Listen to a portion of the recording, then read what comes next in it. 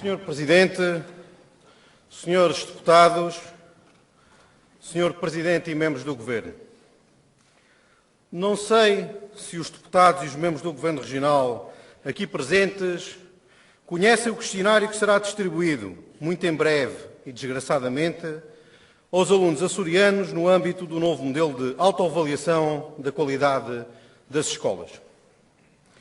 Trata-se de um notável e brilhante exercício de humor involuntário com que a nova Secretária de Educação nos brindou para, de alguma forma, amenizar a má disposição que pode ter tomado conta de algum professor mais avarento que queira chorar a perda dos subsídios de férias e de Natal que este Governo Regional decidiu amealhar a bem da nação. É que, meus senhores, nem tudo podem ser tristezas, porque, como bem diz o nosso povo, tristezas não pagam dívidas.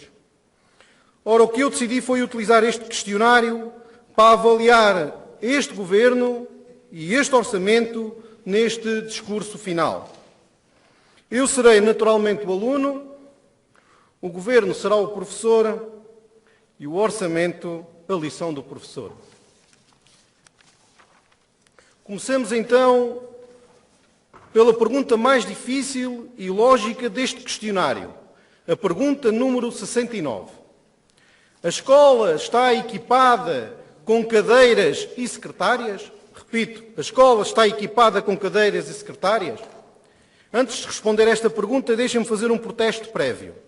Acho que esta pergunta só é feita porque alguém tem medo de apanhar um 0 neste teste. De qualquer das formas, posso revelar aqui em primeira mão que a minha resposta foi que o Partido Socialista tem nesta sala muito mais cadeiras do que as que merece. Também não concordo com o conteúdo desta lição orçamental. Uma lição que acrescenta crise à crise, descrença à descrença, desânimo ao desânimo e injustiça à injustiça.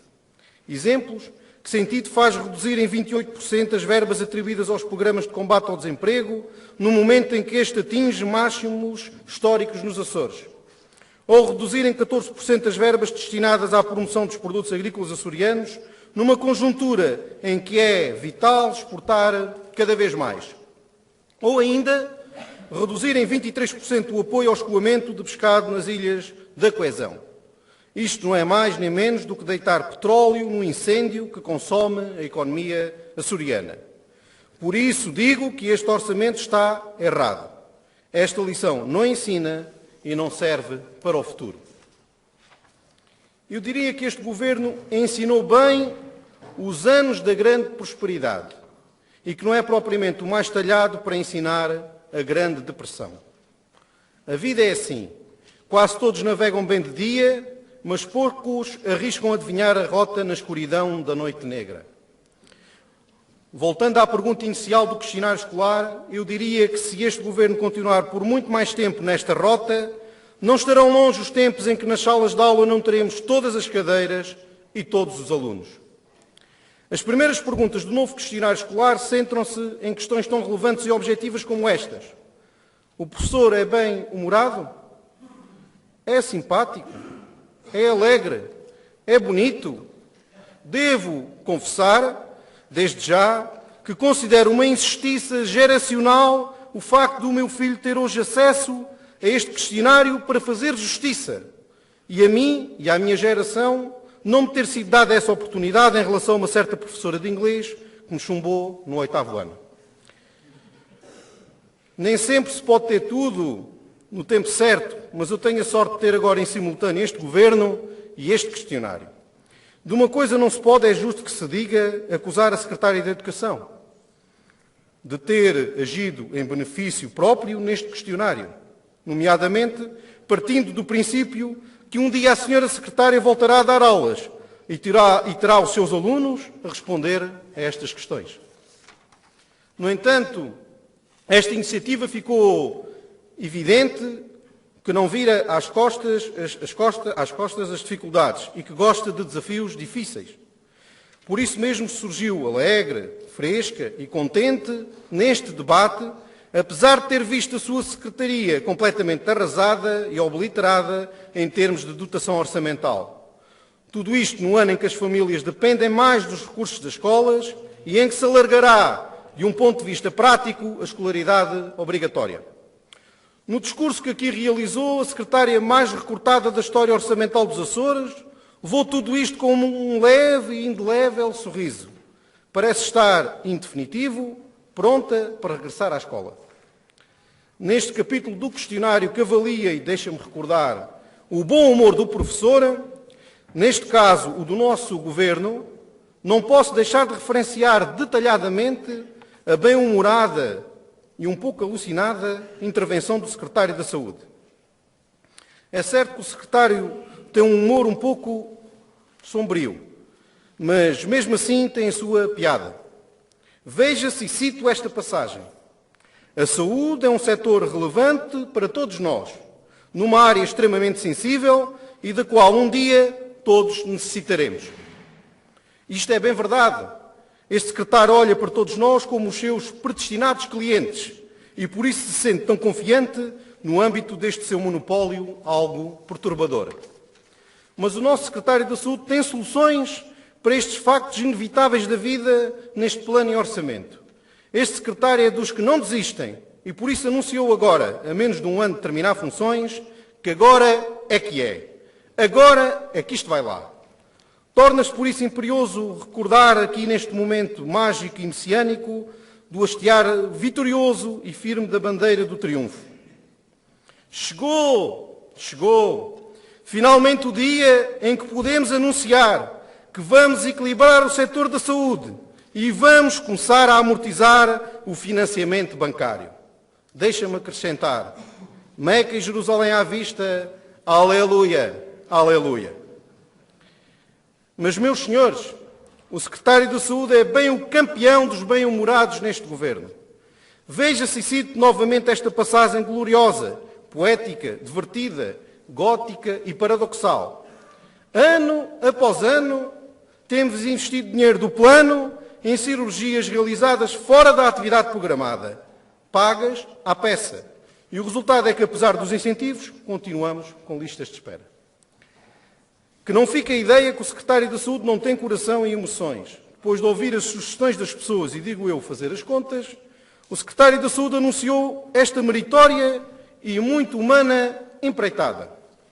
Reorganizaremos os serviços de deslocação dos doentes, fazendo coincidir na mesma viagem todos os atos, quer de diagnóstico, quer de consulta, quer de cirurgia. Eu não percebo muito de saúde, mas temo que para fazer tudo isto, e tendo em conta as longas listas de espera das cirurgias pagas à peça, alguns doentes terão certamente alguma dificuldade em reconhecer a família e a vizinhança a quando da viagem de regresso. Por tudo isto e por muito mais que fica por citar, o Sr. Secretário da Saúde merece uma nota bem positiva nas novas categorias docentes que valorizam o bem-humorado, o alegre, o jovial e o alucinado. Termino esta análise referenciando necessariamente ao de leve a negativa convergência do Sr. Deputado Ricardo Cabral com estas políticas para a saúde. No entanto, não me alargo muito nesta apreciação, dada a evidente incompatibilidade que por estes dias se tornou bem manifesta entre a crítica ao Sr. Deputado Ricardo Cabral e a manutenção de um bom boletim clínico futuro. Por tudo isto, e tendo em conta o bom senso que sempre deve imperar nas nossas vidas, a nota que atribuo ao Sr. Deputado Ricardo Cabral é um muito bom com distinção. Sr. Presidente, Srs. Deputados, Sr. Presidente e membros do Governo, não tenho, infelizmente, tempo para analisar e avaliar todos os discursos pronunciados pelos membros do Governo Regional. Seja como for, um deles não está disponível. Um destes discursos não está disponível. Trata-se do discurso do Secretário do Ambiente, que inventa sempre, como se sabe e se percebe, o discurso na tribuna. Seja como for, reconheça-se a inteligência deste experiente governante. Como sabe que todos sabem que não diz o que escreve e que não escreve o que diz, o Secretário do Ambiente disse aqui o que não escreveu e escreverá no futuro o que aqui não disse. Trata-se, meus senhores, de um caso incurável e sem esperança. Por isso este secretário leva com a primeira negativa desta turma governamental, porque ao não dizer apenas a verdade e nada mais que a verdade, incumpre a norma G do questionário. Ser sincero para além de toda a dúvida e fingimento. Quanto ao discurso do Sr. Secretário de Economia, devo dizer que já não foi mau que aqui tivesse feito prova que ainda está vivo. Trata-se de um estranho caso de evaporação sem calor. Desde que foi jurado sucessor do reino socialista e erguido em aclamação nos escudos dos 20 bravos, o secretário de Economia mal consegue respirar.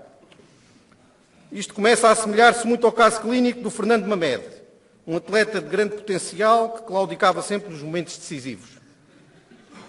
Temos assim de registrar mais uma negativa, uma vez que o secretário de Economia, como refere o ponto 11 do questionário, está nitidamente estressado e subcarregado. Resta, em último lugar, analisar o discurso do vice-presidente do Governo Regional.